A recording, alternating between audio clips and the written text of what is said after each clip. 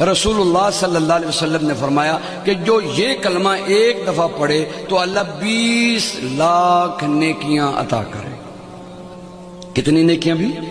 20 لاکھ نیکیاں۔ سبحان اللہ۔ یہ بہت بڑے تاجر کو بھی ایک دن کی کمائی 20 لاکھ تقریباً نہیں ہوتی ہوگی، تو وہ کوشش کے ساتھ پہنچ جائے تو پہنچ جائے۔